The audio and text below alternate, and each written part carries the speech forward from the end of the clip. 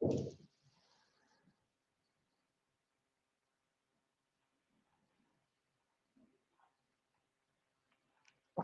کاتتان باش هاوڕێیان هەمووتان باشن.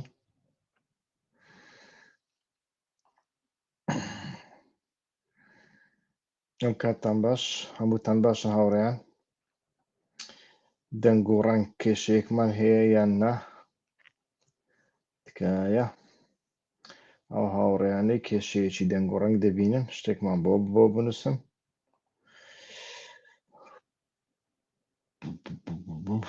ئەو هاوڕێیانەی کێشەیەکی دەنگ و ڕەنگ دەبینن کە شتێکمان بۆ بنووسم.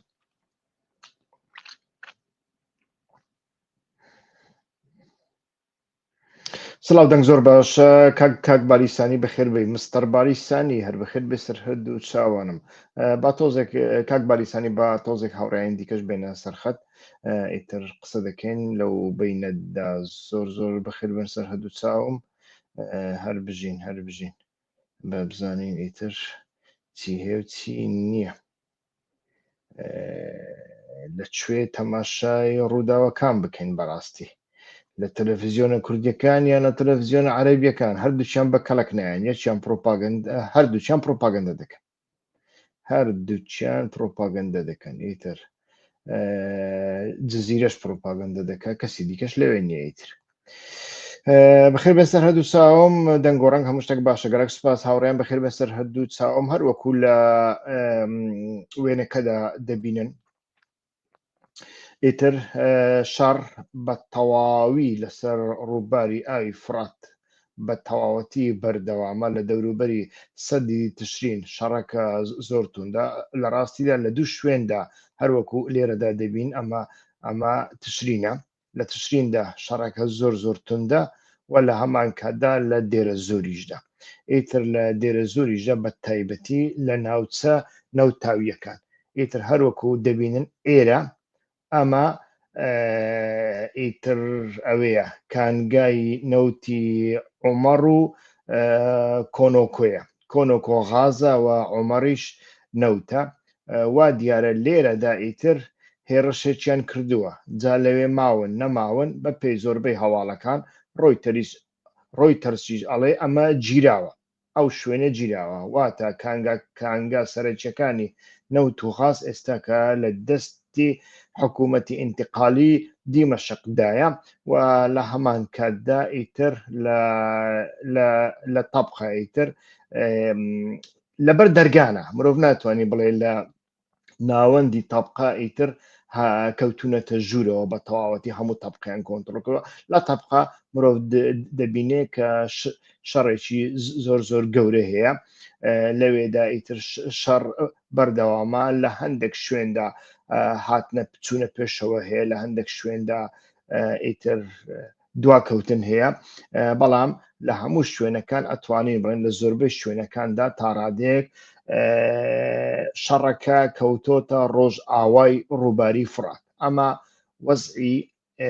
ڕەوشی ئەو جەبهەیە کە ئێستاکە دەیبینین لە سووریادا. ئەو هاوڕێیانەی لەسەر فێسبووکن تکایە بەخێر بن سەرهەد و چاوم بەڵام تکایە وەرنە سەر یوتیوب لەسەر پێشەوەی فێسبووک با بخۆم دای بخەم ئیتر باشترە ئەو هاوڕێیانەی لەسەر فێسبووک تەماشامان دەکەن تکایە لەسەر فێسبووک وەرنە دەرەوە لە سەر کەناڵی یوتیوب تەماشامان بکەن ئیتر ئەوە دوا ئاگداریە ئیتر چیتر ئاگدارتان ناکەمەوە و ئیتر کاتێک زانیم کە فێسبووک پەخشەکە ڕادەگرێ بەخۆم ڕای دەگرم. بەڵێ ئیتر هەروەکو بینیمان ئەوەی کە لە هەولێر کرا ئەمەی کە لە پێشوودا کرا ئەوان ئەو هەموو هەڵمەتانەی بە سەرکردایەتی تۆمبارەکران هەر هەمویان فری و دەرانە بوون بەڕاستی شەڕەکە زۆر سەختە و ئیتر هێزەکانی سووریای دیموکراتیک بە خۆیان و یانیش ڕاگەیاندنەکانی سەربەخۆسەری دیموکراتیک بە خۆیان باز دەکەن ئەڵێن کە 100,000 کەسیان کۆ کردوتەوە ئەوە لە کاتێکدا هەموو کەس پرۆپاگەندەی دەکرد کە ئەحمەد شەرع بە تەنیا 30,000 کەسی هەیە 25,000 کەسی هەیە و ئێمەش تا ڕادێک دەکەوتینە ناو هەڵە و باوەڕمان بەوانە دەکرد بەڵام ئێستاکە وەکو مرۆڤ تەماشای دەکا شتەکە بەو شێوەیە نییە ئیتر ڕەوشەکە زۆر بەردەوامە لە هەمان کاتدا ئیتر پرۆپاگەندێکی زۆر گەورە دەکرێت و دەستگای پرۆپاگەندەی ئەوان بە تەواوەتی باڵادەستە ئەمە هەتا شوێنێک سروشتیە ئەو هەموو دەوڵەتە کەنداویانە کە هەمویان لە پشت ئەحمەد شەرعن دەوڵەتی تورکیامان هەیە تەنانەت چاپەمەنی ئەمریکامان هەیە و ئیمکانێکی زۆریان هەیە و ڕێی خراوتریشن هەرچی چاپەمەنی کوردیە هەم چاپەمەنیەکی بچووکە لە چاوانە ئیمکانی کەمتری هەیە بەڵام بێسەروبەریش هەیە ناڕێی خراویش هەیە چاپەمەنی ڕۆژئاواتان بینیوە کە کەناڵێکی ڕێکوپێکی بە زمانی ئینگلیزی هەبێت نییە چاپەمەنی بزوتنەوەی ئەوزەرانی تەنبینیوە کە کەناڵێکی ڕێکوپێکی بە ئینگلیزی ژن تیV و AZD TV و ئیتر یعنی ئەمە خوڕافاتە بەڕاستی AZD TV بۆ چییە ژن TV بۆ چییە پیاو TV و ژن TV و ئیتر یعنی بەڕاستی ئەمە خوڕافاتێکی زۆر گەورەیە لە جیاتی ئەمانە لە جیاتی ئەوەی ئەو هەموو کادرە ئەو هەموو کەسە بێکەڵکە لەوێ کۆبکەوە لەگەڵ ڕێزم لە بۆ هەندێکیان ئیتر هەوڵ بدە کەناڵێکی ڕێکوپێکی ئینگلیزی بکەوە کە ئیتر دەنگی بگاتە جیهان دەنگی تۆ بگەینێتە جیهان لە کاتێکدا ئەمەت نییە ئیتر لە باشترین حاڵەتدا تەماشا دەکەی زۆربەی ڕووداوەکان لەو ماوەیە تەماشام کرد ئەلجەزیرە کە پەیامنێرەکەی لە ڕۆژئاوایە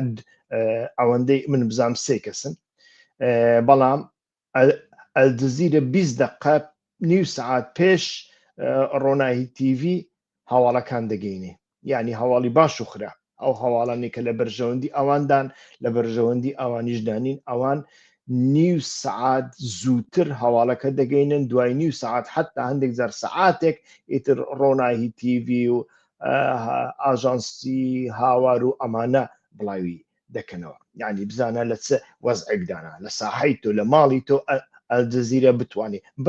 بە ئەلجەزیرەش قەتەڕی لە پشت بێ و ئیمکانی هەبن بەڵام ئایا ئەمە هەموو کۆی بابەتەکە دەگرێتەوە یان نە لە بوارەکانی دیکەی دیپلۆماسی هەندێک شت هەیە بەڕاستی وەکوتم پرۆپاگەندە زۆر دەکرێت دەبێ ئێمە زۆر هۆشیار بین و ئێستاکەش لە ساحەکەدا شەڕێکی زۆر گەورە هەیە شەڕەکە زۆر بە قودرەتە لایەنگرانی هاوپەیمانان و ئەمریکا بەردەوام لێدوانی سیاسی پشتگیری ئەدەن بەڵام لە ڕووی کردارەوە هیچ شتێک ناکەن لە ڕووی کردارەوە دەیکەن نەخێر زۆر زەحمەتە یعنی باشترین کردار ئەوەیە تەلەفۆنێک لە بۆ شەرع تەلەفۆنێک لە بۆ مەزلوم های دێدانیشن هیچی دیکەنیە بەڵام هەتا ئەو کاتە هەتا های دێدانیشتنەکە جێبەجێ دەبێ ئیتر ئەو کاتە تورکیا و کەندا و شەرع دەیان هەوێ پارچەیەکی زۆرتری زەوی لە دەست هێزەکانی سووریە دیموکراتیک دەربێنن و ئەم کاتە ئیتر بە شێوەیەکی چی پێداڵێ وەکو بەزیو بانجیان بکەنە دیمەشق و ئیتر لەژێر سایکۆلۆژیایەکی زۆر خراپدا ڕێکەوتنێکیان لەگەڵ بکەن هەموو کۆی بابەتەکە ئەوەیە ئیتر لێدوانەکانی دەرەوە هەمووی ئەوەیە چونکە ئەتۆ بۆ چاوەڕێ دەکەی کە ئەمریکا بێ فڕۆکەی F-22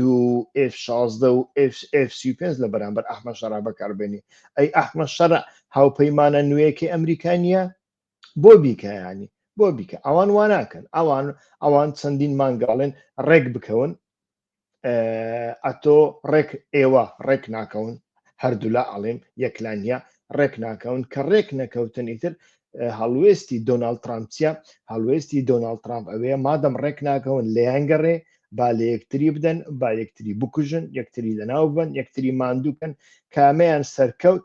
ئێمە ڕێککەوتن لەگەڵ ئەو دەکەین خلاص و برایەوەیت هەموو سیاسەتەکە ئەوەیە ئیتر ڕاگەیاندنی کوردیە محەللی کوردی بێ سەروبەرە ئیتر ئەم شتانە گەورە دەکا و ئێستاکەش محەللی ڕەزیلی کوردی کە پێشتر ئەم جۆرە شتانەی دەکردن ئێستا کە دێ ڤیددیویانمان نیشان دەدا نازانم چەند داعشیان کوشتن نازانم چەند ئیتر چەند سەربازی ئەحمە شەرعیان کوشتنێ باشە ئەحمە شەرع چ گوێی لە سەربازە تورکیا چ گوێی لە سەربازە ئەمانە هەر هەمویان یعنی لە بۆ ئەوان نرخێکی نییە ئەمانە بەخۆ دروست بوونە لە بۆ مردن بۆی بچنە بەهشت یعنی بەڕاستی ئینسان دەبێ لەمە تێبگا ئیتر ئەمە وەزعی ڕاگەاندنی کوردیا وەزعی ئەمانەیە کە پرۆپاگەندە دەکەن وەزعی ئەمانەیە کە هەوڵەدەن گوایە بە قسەی خۆیان بە نیەتی خۆیان چاکەیەک بکەن بەڵام تەماشا دەکەی ئیتر هیچی لێشین نابێ قسە و دەنگویەک لەسەر کۆبوونەوەکانی دوێنێ هەیە لە هەولێر گوایە کاک مەسعود بە مەزلوم عەبدی گوتیە کاکە لەو ناوچانە بکشێنەوە یعنی لە ڕەقا تەبقا لە دێرە زۆر بە تەواوەتی بکشێنەوە کە لەوێدا بکشێنەوە ئیتر کوبانێ و ئەلجزیرە دمینێ یعنی شارۆچکەیەک و چونکە کۆبانێ شارۆچکەیە توایمڕێ شارۆچکەیەکی محاسر و جززیرەیەک دەمێنێتەوە ئیتر لەوێشدا تەماشا دەکەی ئیتر هەم لە بواری ئابووریدا هەم لە بواری جیۆستراتیزیکدا شتێکی زۆر زۆر کەمە و باس لەوە دەکرێت کە مەزلوم عەبدی لەوێدا تۆڕە بووە بەڵام کە تۆڕە بووە ئایا لە ساحەکەدا بۆ وەزعی جەبهە وەزعی شەڕ بەو شێوەیە ئیتر ئەمەشیان جێگای پرسیارە کە ئەگەر تۆڕە بووە و داخوازیەکەی مەسعود بارزانی قبول نەکردووە و پێکی نەهێناوە بۆ وەزعی ساحەکە بەو شێوەیە ئەمەشیان هەموویان جێگای پرسیارن هەتاوەکو ئێستا وەڵامێکی ڕوونمان پێ نییە لە بۆ من بابەتەکان لە ڕووی استراتیژیەوە گرنگن من تەماشای جەبهە دەکەم لە جەبهە چۆنە و ئامانجەکە تێدەگەم بەڵام ئامانجەکە ئامانجێکی استراتیژیکە ئەمانە ئەتوانێن لە دوو ڕوانگەوە تەماشا بکەن ڕوانگەی استراتیژی کورد ڕوانگەی استراتیژی درێژدا لە ڕوانگەی استراتیژی کووردە ئێستا کە هەموو باڵانسەکە لە بەرژەوەندی ئەحمە شەرع و تورکیادایە تەنانەت لێ دوانەکەی ئۆجەلان بخوێنەوە سەبارەت بە کە دوێنێ داویەتی یعنی فەرقەچی نییە ئەگەر قسەکەی کاک مەسعود بارزانی ڕاستیش بێ قسەکەی ئۆجەلانیش جیاوازیەکی نییە لەو بارەیەوە جیاوازیەکی نییە ینی چیاڵێ هیچی دیار نییە ئیتر دیارە لێرەدا شتێک هەیە لەو بینەدا یعنی سازشێک لە ژێرەوە هەیە بەڵام ئەو سازشە ڕناگەێنن یعنی لە کوێدا سازشیان کردووە لە کوێدا فێڵیان لێکراوە لە کوێدا بەردەوامن شەڕ دەکەن ئەمەیان هەتاوەکو ئێستا بەڕاستی ڕێک و پێک نییە ئیتر بەڵام سەرباری ئەوەش هەتاوەکو ئێستا من شکستێکی گەورە لە جەبهەدا نابین یعنی شەڕ بەردەوامە ئەم شەڕە بەردەوام بێ بۆ ماوەیەکی دوور و درێژ ئەگەر بتوان بەردەوام بێ کە لێرەدا هەندێک گومان هەیە یعنی کە دەتوان بەردەوام بێت چونکە ئایا ئەگەر بەردەوام بێ دەبێت لە کوردستانی عراقدا بەڕاستی پشتگیری قسە نابەتنیا کاک مەزلوم داوت بکە و چایەکی لەگەڵ بخۆ و دوو نەسیحەتی لێ بکەن نا بەڵکو دەبێ پشگیریەکی گەورەتر هەبێ یعنی باسی هێزی ڕۆژ و ئەوانەش مەکە یعنی هێزی ڕۆژ با 5,000 کەس بن بەشی چ دەکە بەڵام ئایا لە کوردستانی عراقدا بەردەوام جبلخانە و هێز و ڕێگا دەکرێتەوە بۆ نمونە هێزەکانی وەکو زرێڤانی و دژە تیرۆری یەکێتی نیشتیمانی کوردستان و ئەمانە بەشداری دەکەن یان بەشداری ناکەن ئیتر کە بەشداری ناکەن دیارە بەگشتی کۆنسەن سووسێک هەیە بەڵام لە ژێرەوەش هەر کەس دەیەوێ خۆی هەڵپەسێرێ و خۆی بکاتە خاوەنی و لە ئایندەدا ئیتر لە ئایندەدا هەر کەس لەسەر ئەمە بنازی ئەمەشیان هەیە بەڵام جارێ زووە بە تەواوەتی بڕیاری کۆتایی بدەین لەسەر ئەم بابەتانە کۆمەڵێک دەنگۆ هەنا لەو بارەوە من ناکۆمە ناو ئەو دەنگویانە لەسەر ئەمانە بە تەنیا شتێک دەڵێم کاتێک بزوتنەوەیەک هەڵەی کردووە ئامادەکاری پێشوەختی نەبووە وە کۆمەڵێک دۆسیای تێکەڵ کردووە لەلایەک تەماشا دەکەین پرۆسەیەک هەیە بە ناوی پرۆسەی ئاشتی و چارەسەری نە ئاشتیە نە چارەسەریشە لەو پرۆسەیەدا هەتاوەکو ئێستا هێزە سەربازیەکەی چۆن بیر دەکاتەوە هێزە سیاسیەکەی کە لە قەندیلە چۆن بیر دەکاتەوە ئەمەیان کۆمەڵێک باس و خواست لەگەڵ خۆی دێنێ ئەم پرۆسێ تا چ ڕادەیەک پەیوەندی یعنی لەلایەنی کوردیەوە لەلایەنی بزوتنەوەی ئۆجەلانی و خودی ئۆجەلانەوە تا چ ڕادەیەک پێشتر قسە کراوە لەسەر چارە نووسی ڕۆژئاوا و باکووری سووریا ئەمەشیان جێگەی پرسیارە لە تیۆری ئۆجەلان و لە تیۆری پرۆسەکە تەماشا دەکەین و لە خیتابی ڕۆتینی ڕۆژانەی بزوتنەوەکەت تەماشا دەکەین 1001 ناکۆچی و پارادۆکسدا پارادۆکسمان بۆ دەردەکەوێت 1001 ئیتر پێویست ناکەم من یەک بەیەک بیان ژمێرە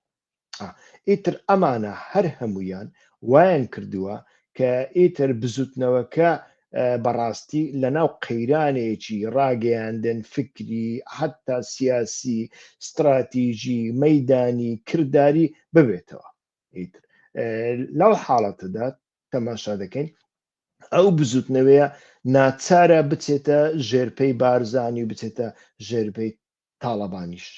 ئەمانە هەمویان شتێکی تا ڕادەیەک بەڕای من سروشتینە تەماشا بکەن هاوڕێیان لە ساڵی 1970 کاتێک پەکەکە هێشتا لە تورکیا بوو ئەتوانین بڵێن خەباتێکی ژێرزەمینی دەکرد ئیتر کودەتای 12 ئەیلول دروست دەبێ زۆربەی زۆری کادرە گەورەکانی وەکو مەزلوم دۆغان و خەیری درموش و ئەمانە دەستگیر دەکرێن کادرە سەرکردەکانیان ئیتر ئۆجەلان و سەد و شتێک کەس خۆیان دەپەڕێنەوە دەچنە سووریا و لەوێشەوە دەستنە لوبنان بۆ ئەوەی ئۆجەلان بگەڕێتەوە کوردستان ئیتر و شەڕی چەکداری دروستکە و دیارە استراتیژیەکەی شەڕی چەکداری بووە ئیتر هیچ جێگایەک نییە بچیتێ هیچ جێگایەک نییە هیچ ئەوانە کادرەکانیان تەجروبەیان نیە یعنی بە تەجروبەترین کادر و پێشکەوتووترین کادریان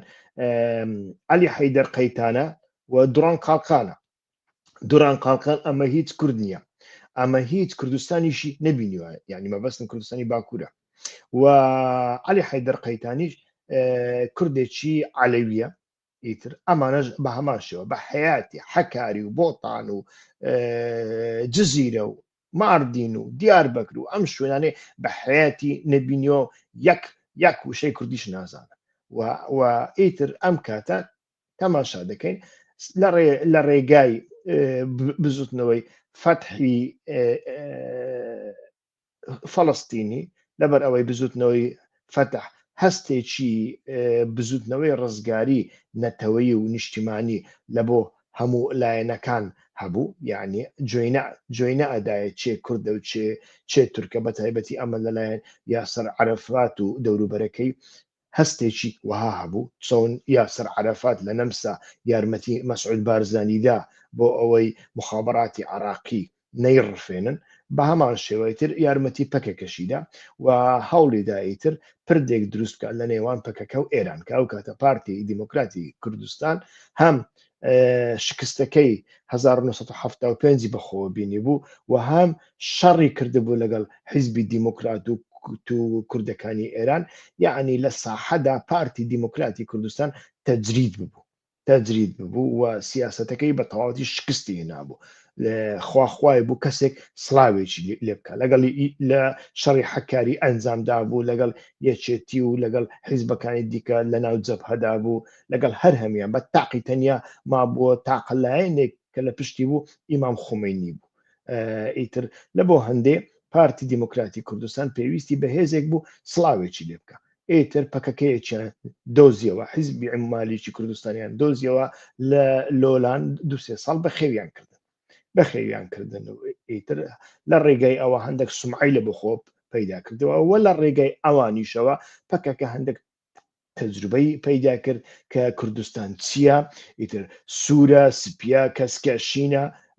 چەند شاخی تێدانا، شاخەکان چۆنن، ئیتر ئەمانە. بەڵام لە کۆتاییدا ئیتر پارتی ڕێگای نەدا کە پەکەکە جەنگ هەڵگیرسێنێ و ئیتر ئۆجەلان ئەم کاتە دوڕان قاڵقان و عەلی حەیدەر قەیتان وەکو بڵێ بە پارتی بوون تۆمەتبار دەکا، هەردووچیان ڕادەچێشیتە ئەوە، ڕادەچێشیتە دۆڵی بیقاع و لێکۆڵینەوەیان لەگەڵ دەکا و هەردووچی دوایی ناردنە ئەوڕۆپا. معسووم قۆڕق مازی ڕاستپارت بۆ شەڕی چەکداری، بەڵام ئەمجارە معسووم قۆڕق ماس هەواڵ عەگید بە هیچ شێوەیەک تخوونی ئەو ناوچانە ناکەوێت کە پارتی لێنە زیاتر لە ناوچەی زاپ و هەفتانین ئیتر دەگاتە باکوور. بەڵام لە زاپ لەبەر ئەوەی حیزبی شوێی عراقی هەبوو، حیزبی شوێی عراقیش هاوپەیمانێکی بەرەی جوود بوو لە دژی یەکێتی شەڕیان دەکرد. ئیتر لەوێدا شەڕێک دروست دەبێت لە بینی هەردوو لایەن، هێژم ژمارێک لە هەردوو لایەن دەکوژرێت. پەکەکە بەو شێوەیە ئەمجارە خۆی گەورە کردەوە. یعنی ئەم جۆرە تەکتیکانە لە کاتی ناچاریدا هەردەبن. مەبەستم ئەوەیە ئیتر لەو چوارچێوە بەرفراوانەدا ئینسان تەماشای بابەتەکە بکە زۆر باشە. ئیتر هەڵوو مەرجەکان گۆڕاون. یەک هەڵوو مەرجەکان وەکو جاران نین، نە پارتی وەکو جارانە، نە پەکەکە وەکو جارانە. ئیتر نەپەکەکە لە قودرەتی هێزدایە، لەناو ئاڵۆزیەکی زۆر گەورەدایە، ئاڵۆزیەکی گشتی بەرەو کوێ دەچێت هیچ کەسێک نازانێ. ئیتر بەرەو جەبهەیەک دەچێت، چارە نووسەکەی چۆن دەبێت. ئیتر ئەو پرۆسەیە بەکوێ دەگا کە بەشێکیان بە تەسلیمیەت، بەشێکیان بە میساقی میلی، بەشێکیان بە لوتفی خوا لە قەڵەمی ئەدەن، ئەمەیان بەرەو کوێ دەچێت. هیچی دیاریە لەو حاڵەتەدا. ئیتر چوونی پەکەکە ویانی چوونی مەزلوم عەبدی بۆ ژێر قاچەکانی، بۆ بەرقاچەکانی مەسعود بارزانی، ئەمە یەک شتێکی تەبیعیە، دوو بەرژەوەندێکی هاوبەشیش لێرەدا هەیە. بە تەنیا ئەمە نییە وەکو هەندێک کەس باشی دەکەن پارتی ئاش بەتاڵیان پێ دەکەن، یعنی بە تەنیا ئەمە نییە. ڕاستە پارتی دەیەوێ هێزەکانی ڕۆژ ئەنەکەسە دەوریان هەبێ سیاست دەکا. چۆن ئەتۆ سیاست دەکە؟ ئەویش وا سیاست دەکا، ئەویش بە مافی خۆی دەزانێ. لە هەمان کاتدا تورکیا لەوانەیە ئەوەی پێخۆش بێ، بەڵێ پێخۆشە. ئەمریکا ئەمەی پێخۆشە، بەڵێ پێخۆشە. بەڵام لەو حاڵەتەدا چارەسەری چییە؟ چارەسەری دیکە هەیە؟ نییە. لەو چوارچێوەیەدا ئینسان تەماشا بکە، لە چوارچێوەیەکی تەسک تەماشای بابەتەکەنەکە زۆر بەڕای من باشتر دەبێت. یعنی ئێمە هەندێک زەر بەڕاستی زۆر بە شێوەیەکی تەسێک لە چوارچێوەی سەردەمی ساڵی هەشتاکان و هەفتاکان تەماشای بابەتەکە دەکەین کە ئەمە لە کاتێکدا ئەمە وانە وەکوتم حیزبەکان گۆڕاون. بۆ نمونە پارتی دیموکراتی کوردستان لە ساڵی هەفتاکان و هەشتاکان بە ئاشکرا لە پێناوی پارە شەڕی دەکرد. ئێستا کە چێ ئەتوانێت ئیدعا بکە پارتی لە بۆ پارە شەڕ دەکات؟ پارتی لە بۆ پارە شەڕ ناکات. پارتی دەسەڵاتی هەیە و دەسەڵاتی خۆی دەبینێ و لە دەرفەتێکی واشدا کە ئیتر وەکوتم لە ساحەکەدا کەسی دیکە نەماون ئیدعای ئەوە لەوانەیە بکە کە ئەو سەرۆکایەتی بزوتنەوەی کوردی دەکات. بەڵام ئەو هاوسەنگیانە لە ئایندەدا خۆ وەکو خۆیان نامینێ. ئەمە لە ڕووی استراتیژی نزیکدا بەنسبەت بە کوردەکان. لە ڕووی استراتیژی نزیکدا دیسان بەنسبەت بە هێزەکانی سووریای دیموکراتیک و حکوومەتی ئەلشەرع بێگومان ئەگەر ئێستا ڕێککەوتنێکی بەپەلە بکرێ، وەکوتم دەستی ئەحمەد شەرع لەسەر مێزەکە درێژترە. چۆن دەبێ با ببێ. بەڵام ئەمە لە ئایندەدا چۆن دەبێ؟ ئەمەیان زۆر گرنگە. نمونەیەکتان بۆ بێنمەوە. کاتی خۆی بەشار ئەسەد زۆر بەهێز بوو. چاینای لە پشت بوو، رووسیای لە پشت بوو، و لە هەمووی گرنگتر ئێرانی لە پشت بوو. ئێران ئەو کاتە لە ساڵی 2010-2011 ئێران فشە نەبوو، ئێران گەمە نەبوو، قاسم سلێمانی گەمە نەبوو. ئەمانە بەڕاستی قووەت و قودرەتی زۆر گەوریان هەبوو لە ڕۆژهەڵاتی ناوەڕاستدا. بەڵام تەماشا دەکەین لەو کاتەیتر ئەسەد غرور بوو، هەڵسا بە شێوەیەکی زۆر ناسیاسیانە، ناستراتیژیانە مڵپانانە ئیتر وەڵامی خۆپیشاندەرانی دایەوە کە چەند خوێندکارێک وەڵامی خۆپیشاندەرانی دایەوە ناچاری کردن کە ئیتر ئەمانە بڕۆنە دەرەوە بار بکەن وە ساحەکە لە بۆ ئیسلامی سیاسی چۆڵ بکەن بەڵام ئەسد چەند لە چەندی قۆناغدا بەسەریش کەوتیانی بەسەریش کەوت ینی ماوەیەک هیچ شوێنێکی نەهێشت لە دەست جیهادیەکاندا هەمویان لە ئیدلیب پەستینی تر جێگا نەمابوو لە ئیدلیب جیهادیەکان لی بخەونی تر لەسەر پشت یەکتر دەخەوتن لە بارەگاکانیاندا بەڵام تەماشا دەکەین لە دواییدا لە استراتیژی دوور و درێژدا کە ئەوەی ئەسد نەتوانی لەگەڵ کەنداو ڕێک بکەوێ هەموو هێلکەکانی خستنە پشتنی ئێران نەتوانی لەگەڵ کوردەکان ڕێک بکەوێ و نەتوانی لەگەڵ تورکیاش ڕێک بکەوێ یعنی ئەمە بە نسبەت ئەسد دەڵێن لەگەڵ تورکیا ڕێگە چونکە تورکیا هێزێکی ئۆپەراسیۆنەڵ بوو لە سووریادا لەگەڵ هیچ کامێکیان ڕێک نەکەوت غرور گرتی و بزانن چی بەسەرات ئێستاکە ئەو ئەحمەد شەرعا کە کلیلی دیمەشقی پێدراوە وەکو سەرۆکێک مامەڵەی لەگەڵ دەکرێت بەڕای من وەکو سەرۆکێک مامەڵی لەگەڵ دەکرێت ینی وڵاتانی خۆرئاوا وەکو سەرۆکێکی عەرەبی مامەڵی لەگەڵ دەکەن وەکو سەرۆکێکی سوورینە بۆ لەبەرەوەی لە ساحەی سووریدا سەرۆک نییە نەک لە ساحەی سووری لە ساحەی عەرەبیدا سەرۆک نەماوە لە ساحەی عەرەبیدا چێ هەیە ئیتر بتوانێت تەحەدای سەرۆکایەتی بکە بانگەشەی سەرۆکایەتی عەرەب بکە سەدام ڕۆیشتووە قەزافی ڕۆیشتووە ئیتر ئەسەد ڕۆیشتووە وانە بەڕاستی یعنی بۆشاییەکێ دەیان هەوێ ئەو بۆشایە پڕ بکەنەوە بە کەسانێکی وەها کە ڕێبازێکی تایبەتریان هەیە لەوانەی پێشوو کە دژە ئیسرائیلی بوو کە یەک دژمنیان هەبوو ئەویش ئیسرائیلی بوو بەڵام ئەو شەرعە دەیتوانی زۆر بە ئاسانی بە ئاسانتریانی لەگەڵ کوردەکان بگونجێ لەگەڵ عەلەویەکان بگونجێ لەگەڵ دروزەکان بگونجێ بەڵام تەماشا دەکەین پەلاماری یەکەمین جار پەلاماری عەلەویەکانیدا نزیکەی 2000 کەسی لێ کوشتن و دوایی 2000 لەسەر پەلاماری دروزەکانیدا ئیتر ئیسرائیل لە جاری دووەمدا ئیتر زۆر بەتوندی وەڵامی داناوە ئیتر پشتی شکاندن گوتی دروزەکان هی منن بێگومان ئیسرائیل ئەمە لە بۆ کوردەکان ناکە هەتاوەکو ساش تەقەی سەریدێ ئیتر و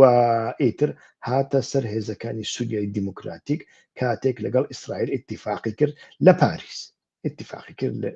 لەگەڵ ئیسرائیل و ئیتر ترسی ئیسرائیل لەسەر نەما ئێستاکە ترسێکی وای بۆیە لە ئایندەدا ئەمانە هەر هەمویان ڕنگ بێ کاریگەری پێچەوانیان هەبێ بەڵام لە ئایندەی درێژدا لە ئایندەی کووردا مەسەلەکە بەو شێوەیە بابەتە استراتیژیەکان بەو شێوەیەن نه بەڵێ هاوڕێیان هەر ویستم ئەمڕۆکە ئەوانەتان لەگەڵ دابەش بکەم ئیتر لەبەر ئەوەی لە ساحەکەدا شەڕ هەیە مرۆڤ ناتوانێت بەڕاستی ئانالیزی زۆر جێگیر بکە ئەمە دەبێت دانی پێدابنێ لە شەرت لە هەڵومەرجی شەڕدا شتەکان زۆر زۆر بە خێرایی گۆڕانکاریان بەسەردادێ ئیتر نازانین بەڕاستی بەرەو کوێ دەچێت دەبێت تۆزێک ئێوەش لە پرسیارەکانتاندا سەبر بکەن یعنی ئەمە بەرەو کوێ دەچێت بەرەو کوێ ناچێت بەڕاستی جارێ زۆر زۆر زەحمەتە ئێمە بیزین هاوڕێیانی سەر فێسبوک وەرنە دەرەوە تکایە وەرنە دەرەوە لەسەر فێسبوک پەک خراین ئیتر وەرنە دەرەوە هاوڕێیانی سەر فێسبوک تکایە وەرن لەسەر یوتیوب تەماشای بابەتەکە بکەن هەروەکو باسم کرد ئیتر لە سەردەمێکدا کە شەڕە بەڕاستی شیکردنەوەی استراتیژیانە شیکردنەوەی منطقیانە ئانالیزکردنی جێگیر بەڕاستی زۆر زۆر زۆر زۆر زەحمەتە ئینسان لە سەردەمی شەڕدا ناچاری پڕۆپاگەندە دەبی ناچاری جۆرە قسێک دەبێت کە لە قسەی دیوەخان دەچێ کوردەکان هەموو یەکن و ئێستا کاتی گلەیی نییە و ئیتر هەمووتان دەست بدەنە ناو دەستی یەک و لێخە هەڤاڵ لێخە و ئەم جۆرە شتانە ئیتر ئەمەش بەڕاستی بابەتی من نییە، من ئەمە سوک نابینم. دەزانم کە لە سەردەمێکدا خوێن بڕژێ شەڕ هەبێ ئەتۆ ناچاری جەماوەرەکەت مۆبایلیزە بکەیت، یعنی تەفگەڕی بکەیت، ئیتر بیجوولێنی. ئەمن ئەوە دەزانم، من بخۆم لەناو شەڕدا ماوم، یعنی شەڕ کە گەرم بوو بەبێ حەماسەت نابێت، کە ئێمە حەماسەت و ئەمانە ڕەخنە دەکەین، ئەو ڕەخنەکەمان بۆ سەردەمی پێش شەڕ دەگەڕێتەوە. سەردەمی پێش شەڕ تۆ چۆن بتوانێت خەڵکەکەت زیاتر تێگەیشتوو بکەی، ڕێکی بخەی و زۆر حەماسەت نەکەی، زۆر پرۆپاگەندە نەکەی، چونکە پرۆپاگەندە و حەماسەت خەڵک بێعەقڵ دەکەن. هەر لایەنێک حەماسەت و پرۆپاگەندەی زۆر تێدا بوو، لایەنگرەکانی بێعەقڵن، لایەنگرەکانی بێعەقڵن، باوەڕ بکە. ئەمە دژایەتیکردنی هیچ کەس و لایەنێک نیە، ئەمە بابەتێکی علمیە. من لەسەر ئەمە بەرنامەم پێشکەش کردووە، بەرنامەیەک هەیە لە کەناڵی ڤیدیۆکەم بە ناوی پرۆپاگەندا، بڕۆن تەماشای بکەن، تەماشای بکە کە سەدان ئینسانی ئەکادیمی، پسیکۆلۆگ، فەیلسوف و ئیتر سۆسیۆلۆگ لەسەر ئەو بابەتە قسەیان کردووە. ئیتر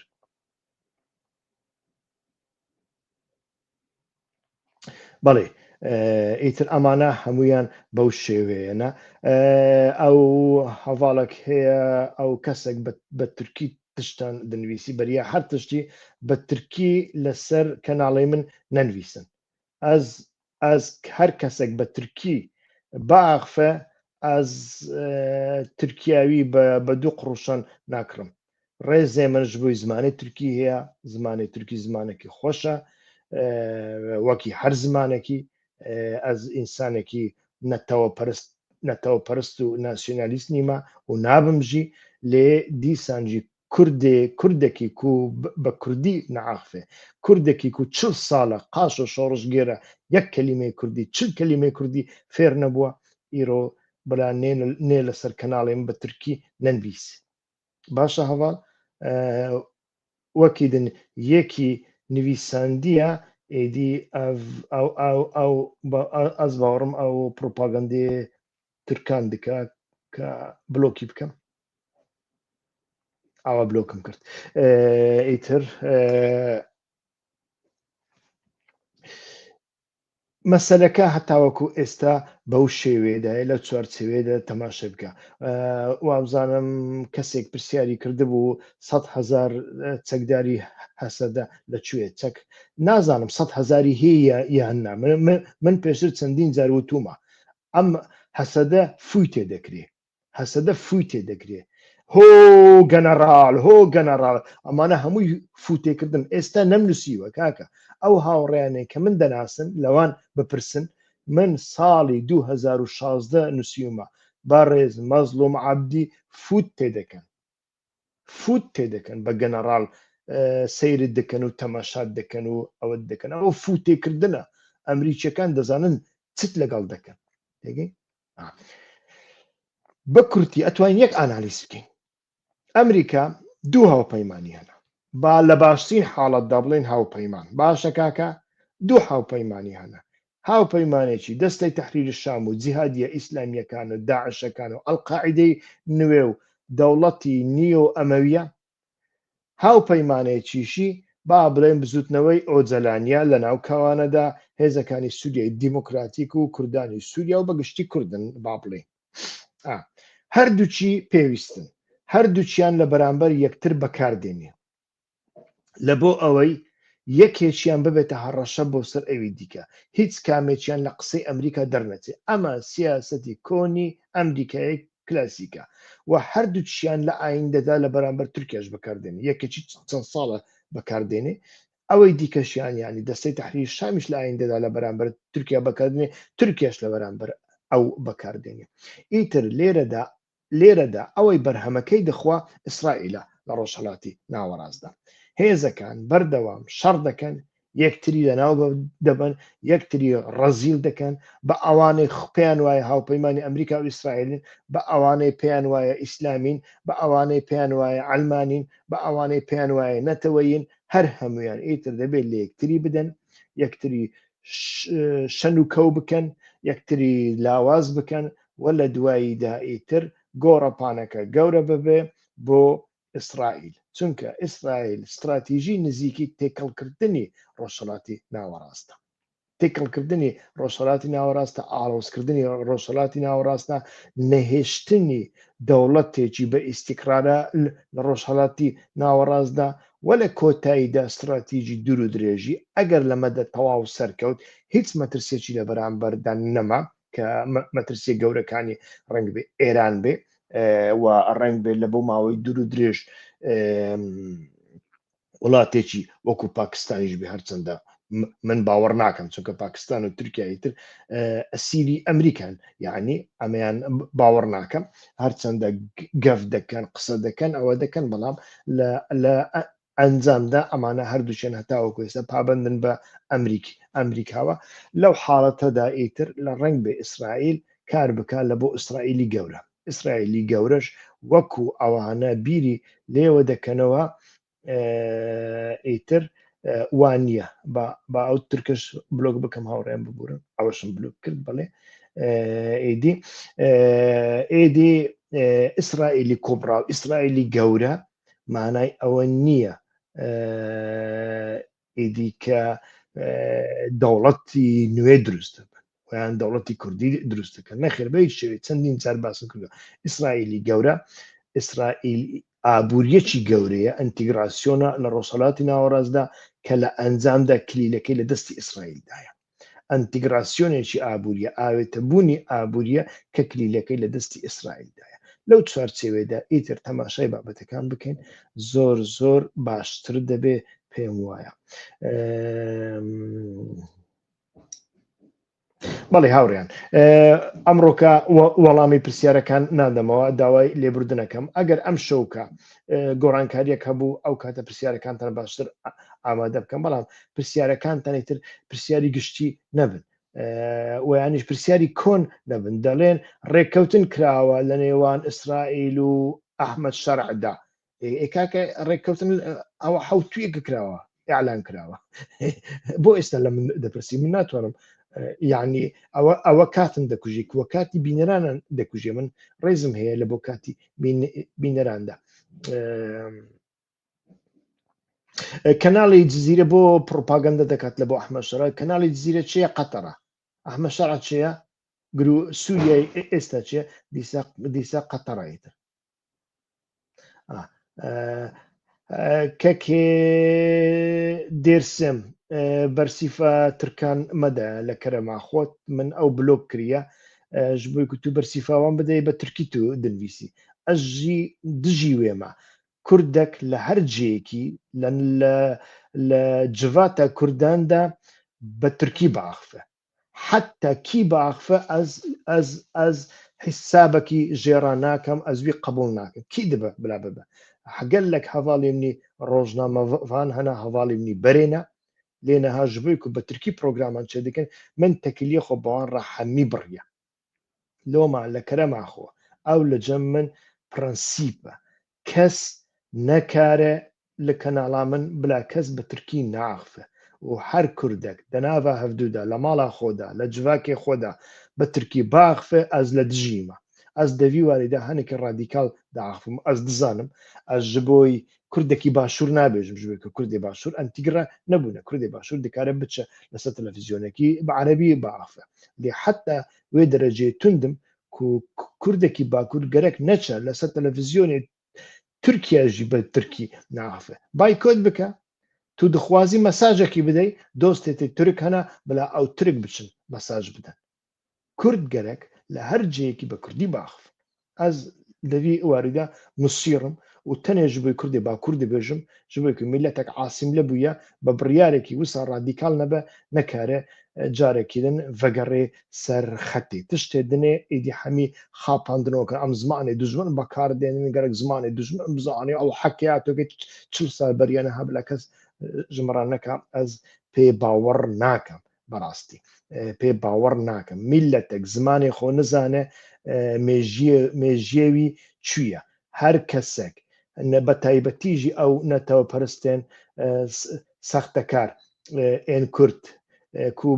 بە تورکی پرۆگرامان چێ دەکەن ئەزوانە هەمیان سەختەکار دەبینم هەر هەمیان سەختەکاری بەحسا دەوڵەت تێ دکا بە تورکی پرۆگرامان چێ دکە هەمیان سەختەکار دەبینم هەمیان سەختەکار دەبین بێ فەرق و جودایی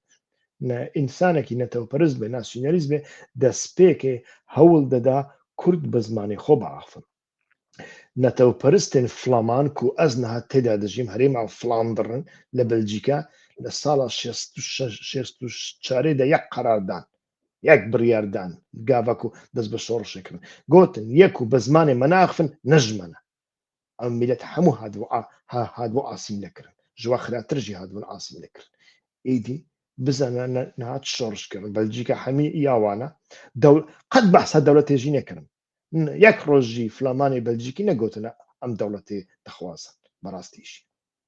پێوی ڕەنگی بوو باشە کاکۆ کام لە ڕۆژەوێ دەرنەچن بەڕاستی ئەگە پرسیارێکی زۆر زۆر گرنگ نەبێ تایبەت بە و وەزعەنەوێ پرسیاری ئایدۆلۆژی و سیاسی و ئەم شتانە بەڕاستی حەز ناکەم لە ئێستادا جوابی بدەمەوە من بەرنامەیەکم ئامادە کردووە کاری لەسەر دەکەم لە ڕۆژانی ئایندەدا پێشکەشی دەکەم ئەویش کە تایبەتە بە قەیرانی بزوتنەوەی ئۆجلانی یعنی قەیرانی بزوتنەوەی ئۆجلانی بە قەیرانی بزوتنەوەی بارزانی دەچوێنم لە ساڵی هەفتاکاندا لە ساڵی هەفتاکاندا کە بووە هۆی ئەوەی بزوتنەوەی دیکە لەدایک ببن یەکێتی نیشتیمانی کوردستان و ئەوانی دیکە لەو چوارچێوێدا ئیتر من بەرنامەیەکم لەبەر دەستە یعنی بەوەی دەچوێنم ناڵێم هەڵومەرج گۆڕاوە هەڵومەرج چەند لەبارە لە بۆی بزوتنەوێکی وەکو یەکێتی لە پارتی لە پەکەکە جیاب بێتەوە من باسی ئەمە ناکەم بەڵام هەڵومەرجەکە وەکو ئەو کاتیا قەیرانێکی هەمە لایەنی هەیە ئیتر لەو بارەدا ئەو کاتە ئەو پرسیارەنت جواب دەدەمەوە کاک ئامەد بریتش باشە تکایە پرسیارەکەت ئەو پرسیاری ئێستا دیسە دوایەوەی لایفەکە خلاص بوو لەسەر چات بڵاو بکەوە بنووسە بۆ ئەوەی لێبیرم نەچێت لای خۆم لە شوێنێک بنووسم باشە کاک ئامەد داوای لێبوردنەکەم علی یڵماز مارکسیست بیر قەڵەمێک لە یۆڵ هۆ دیسا بە تورکی نویسان کە ئەزویژی بلۆگ بکەم ئەیدی ئەو کیە بژی کورد و کوردستان بمرە کۆلەدار باشە مەسەری خۆسەری چیە مەسەری خۆسەری نازانم چییە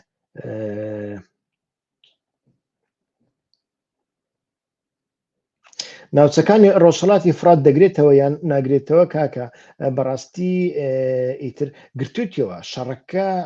شەڕەکە ئێستا لە فرات پەڕیوەتەوە هەمویان لە فرات پەڕیونەتەوە بەڵام زۆر نەپەڕیونەتەوە بەتەنیا کێڵگە نەوتەکانی دێرە زور و ئەمانە ئەمن احتیمال دەکەم لە دەوروبەری ئەوێ ئێستاکە دەوروبەرەکەیان گرتە بێ ناڵێم 100% گرتویانە بەڵام لە دەوروبەری ئەوێ هەن ئیتر هەتا وەکو ئێستا زۆر نهاتونە پێش بەڵام لە هەموو سنوورەکانی ڕۆژ ئاوادا لە هەموو ئەو بەری ئاوی فرات و کەنارەکانی فراتدا ئێستا شەڕێکی زۆر زۆر گەرم هەیە ئیتر ئەو شەڕە بەرەو کوێ دەچێت بەڕاستی نازانی لەو ماوە کورتەدا هێزەکانی سووریای دیموکراتیک توانای هەیە عەلەویەکان هەڵبستێنێتە سەر پێ ئەوەش نازانی توانای هەیە دروزەکان هەڵبستێنێتە سەر پێ ئەمەشیان نازانین چونکە دروزەکان سەر بە ئیسرائیلن عەلەویەکان ڕووس بە احتیمالی زۆر رووسیایان لە پشتە ئیتر نەخێر شاری ڕەقا کۆنتڕۆل نەکراوە لە دەوروبەری شاری ڕەقەدا هەمووی شەڕە بەڵام 100% شاری ڕەقا باوەڕ ناکەم کۆنتڕۆل کرابێ بەڵام وەکوتم هاڵمەتێکی زۆر زۆر گەورەی سایکۆلۆژی سەربازی گەورە لە ئارادایە سیاسی گەورە لە ئارادایە شەو لە ماوەی 24 ساعتدا یعنی لە ماوەی 1 ساعتدا سەدان تەلەفۆن لە بۆ مەزلوم عەبدیان بکشێوە ئیتر گوشارێکی زۆر گەورە هەیە لە هەموو لایەنەکان لە گوشارێکی سیاسی، گوشارێکی دیپلۆماسی، گوشارێکی سەربازی و گوشارێکی ئیعلامی زۆر گەورە هەیە، بەڵام هەتاوەکو ئێستا 100% زووە مرۆڤ بڵێ ئیتر شەڕەکە چۆن یەکلایی ئەبێتەوە، چۆن یەکلایی بۆتەوە، وە کاریگەری سیاسی و دیپلۆماسی 100% چۆن دەبێ، ئەمەیان جارێ زووە. ئەمڕۆ ئێوارە لەگەڵتان دەبمەوە. زۆر سوپاسدان دەکەم کە تاوەکو ئێستا لەگەڵماندا بوون. هەر بژین، کاتێکی خۆش.